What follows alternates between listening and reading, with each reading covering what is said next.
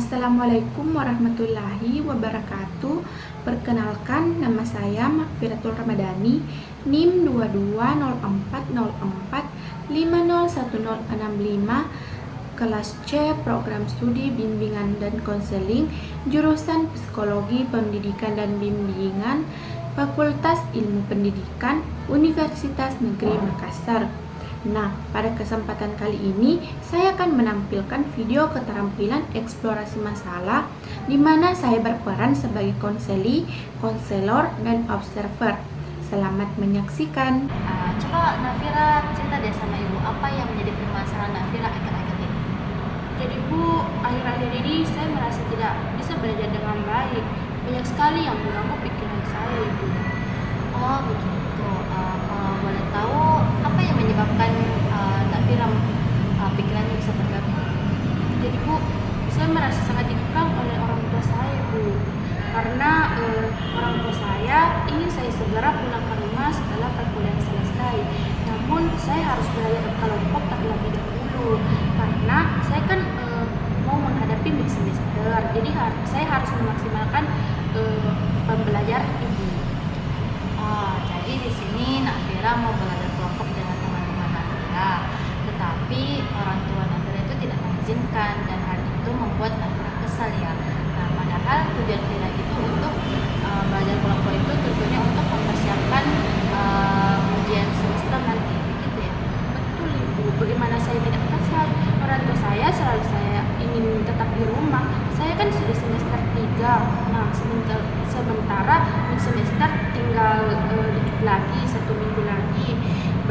Namun masih banyak hal yang perlu saya maksimalkan untuk mengikuti mid semester tersebut, Ibu. Begitu. Coba Nafira bisa lanjutkan lagi ceritanya supaya Ibu bisa lebih dalam mengetahui permasalahan yang dialami Nafira. Iya Bu, jadi kan kemarin ada tugas nih dikasih sama dosen. Saya tidak terlalu tahu bagaimana itu tugasnya Bu. Terus saya mau belajar secara berkelompok. Pas saya minta izin ke orang tua saya, ternyata orang tua saya tidak memberikan izin Ibu. Dia tetap melarang saya. Mereka khawatir bahwa kalau belajar berkelompok itu fokus saya bisa terganggu. Tetapi ketika saya melihat teman-teman saya yang belajar secara berkelompok, mereka lebih maksimal menghadapi mid semester Ibu. Oh, jadi di sini kamu merasa terhambat pada sikap orang tua kamu yang tidak mendukung keinginan kamu. Di mana Nafira di sini mau belajar kelompok dengan teman-teman untuk mempersiapkan ujian semester nanti. Dan juga di sini Nafira galau karena Nafira melihat teman-teman yang lain itu bisa pada belajar kelompok untuk mempersiapkan persiapan ujian semesternya nanti. Betul Ibu. Jika saja orang tua saya memberikan sedikit kesempatan atau kebebasan untuk belajar berkelompok, saya akan memanfaatkannya untuk lebih bisa memaksimalkan dalam mengikuti mid semester nantinya, Ibu. Jadi Nafira jika diberi kesempatan oleh orang tuanya, di sini Nafira mau benar-benar memanfaatkan kesempatan itu ya. Iya Ibu. Wah, bagus kalau begitu. Jadi kalau bisa ya Ibu sarankan kalau memang kamu bisa mendapatkan kesempatan itu, nah disinilah kamu menunjukkan perkembangan kamu dengan nyata supaya orang tua kamu itu bisa lebih percaya sama kamu dan juga bisa mengizinkanmu secara bebas, dan juga orang tua kamu itu bisa pikiran bahwa bekerja kelompok itu tidak seburuk apa yang dia pikirkan, begitu ya. Oke? Saya maunya seperti itu. Oke Ibu, terima kasih atas semua saran yang telah Ibu berikan kepada saya. Iya, sama-sama Nafira.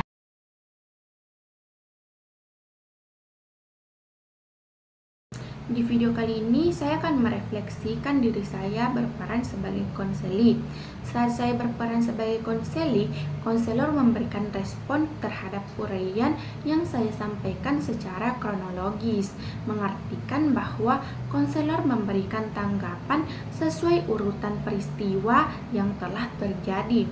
Konselor merespon perasaan yang saya ungkapkan melalui pikiran dan pengalaman saya sebagai konseli, dan konselor memberikan respon terhadap argumentasi logis yang saya kemukakan. Coba Nak Eliana ceritakan apa yang Nak Eliana rasakan Begini Bu, jadi akhir-akhir ini tuh saya merasa sangat kecewa, saya merasa sangat stres, saya merasa sangat depresi, bahkan saya sudah merasa bahwa saya tidak memiliki semangat lagi untuk datang ke sekolah ini. Mengapa Nak Eliana bisa merasakan seperti itu?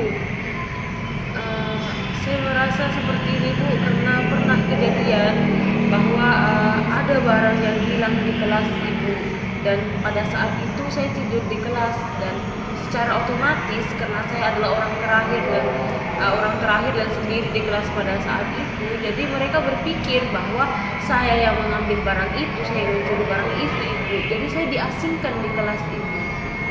Jadi Nak Eliana dituduh bahwa Nak Eliana mencuri barang di dalam kelas. Coba Nak Eliana lanjutkan ceritanya.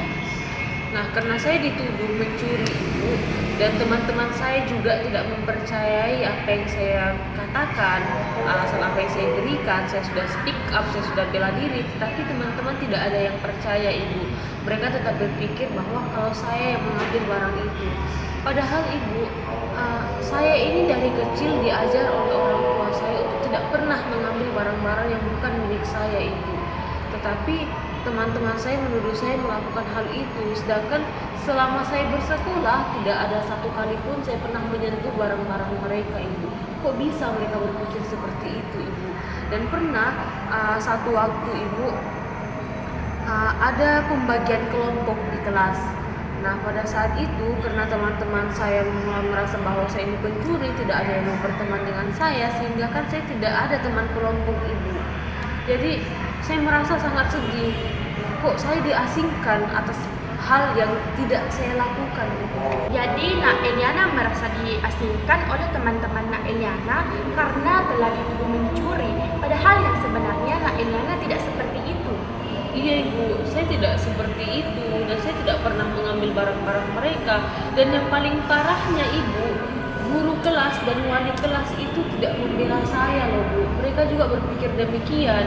Mereka menganggap bahwa memang saya pelakunya Ibu.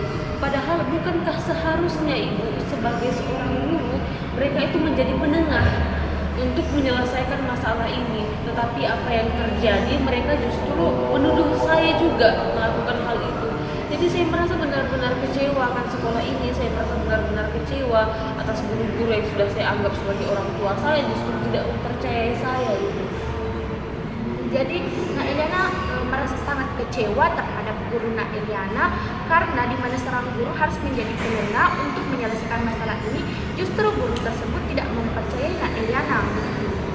Iya benar sekali Ibu, dan yang paling saya sedihkan itu Ibu adalah ketika saya mengadukan hal ini kepada orang tua saya untuk saya pindah sekolah, orang tua saya justru mengatakan bahwa saya ini orang yang tidak becus, tidak bisa mandiri untuk menyelesaikan masalah saya. Jadi saya merasa kecewa, lah kok tidak ada orang yang membela saya itu. Padahal kan saya di sini adalah korban. Saya di sini adalah orang yang dituduh melakukan hal yang tidak saya lakukan. Jadi saya merasa bahwa kenapa tidak ada yang membela saya? Sebegitu burukkah saya di mata orang-orang sehingga orang-orang tidak mau membela saya? Jadi Nak Eliana di sini merasa benar-benar down karena orang tua Nak Eliana pun tidak mendukung, di mana orang tua harus mendukung Nak Eliana, tetapi mereka malah menambah Nak Eliana merasa sangat down begitu. Iya Ibu, bukan cuma orang tua saya Bu, teman-teman saya, sahabat saya yang dulunya akrab sama saya Ibu, yang dulu saat sebelum hal ini terjadi saya sering membantu mereka, saya sering membantu mereka menyelesaikan masalah dan segala macam. Tapi ketika saya ditimpa musibah seperti ini, mereka justru menghilang Ibu. Mereka justru menganggap saya seolah-olah tidak ada di dalam kelas itu. Jadi saya merasa sangat sedih loh Bu. Guru, orang tua, sahabat, teman justru tidak ada yang coba membela saya dan mempercayai bahwa saya tidak melakukan hal itu Ibu. Bagaimana kalau Ibu di situasi saya? Pasti Ibu akan merasa sedih, Ibu akan merasa jengkel, Ibu akan merasa sangat kecewa loh Bu. Tentu saja, jika saya berada di posisi Nak Eliana, saya akan merasa sedih karena kita sudah tidak mendapatkan dukungan baik dari orang tua, guru, teman, dan sahabat, gitu kan. Jadi Ibu, menurut Ibu apa yang harus saya lakukan? Kalau menurut Ibu, Nak Eliana harus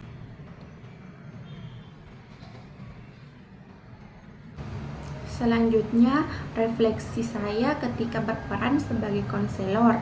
Saat saya berperan sebagai konselor, saya memberikan respon terhadap uraian yang konseli sampaikan secara kronologis, mengartikan bahwa saya memberikan tanggapan sesuai urutan peristiwa yang telah terjadi.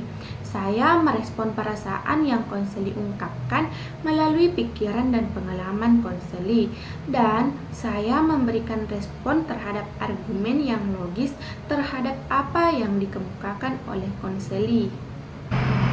Jadi coba Nak Marsha ceritakan apa ya yang Nak Marsha rasakan akhir-akhir ini. Jadi yang saya rasakan akhir-akhir ini Bu, saya merasa dianggap perempuan, saya merasa berperan dengan diri sendiri, saya merasa galau, dan karena hal itu semua Ibu, hal itu mengganggu saya dalam mengikuti proses pembelajaran. Kalau Ibu bisa tahu, apa yang membuat Nak Marsha berpikir seperti itu? Jadi yang menyebabkan saya seperti itu sebenarnya karena dari orang tua saya Bu, yang selalu saja mengekang dan membatasi saya untuk bisa eksplor dunia luar Ibu. Oh, jadi Nak Marsha ini mau mengeksplor dunia luar, mau mengembangkan diri Nak Marsha, tetapi dibatasi oleh orang tua Nak Marsha, seperti itu. Iya seperti itu Bu, dan karena itu mereka merasa saya ini seperti anak kecil Ibu yang tidak bisa bergerak sendirian, dan juga mereka itu beranggapan kan saya anak perempuan, jadi mereka itu bilang sebaiknya saya di rumah saja, tidak usah kemana-mana, tidak usah berliburan dan lain sebagainya. Padahal kan Bu, tujuan saya itu untuk bisa eksplor ke dunia luar, itu tujuan saya baik gitu, karena saya ingin mengembangkan keterampilan saya, apalagi dalam keterampilan speak up, yang dimana speak up ini kan sangat penting pada perkuliahan kita. Nah, dan saya merasa masih kurang hal seperti itu, jadi saya ingin mencari cara bagaimana caranya supaya bisa mengembangkan diri saya. Nah, melalui cara mengeksplor itu, tapi orang tua saya tidak pernah mendukung saya Bu.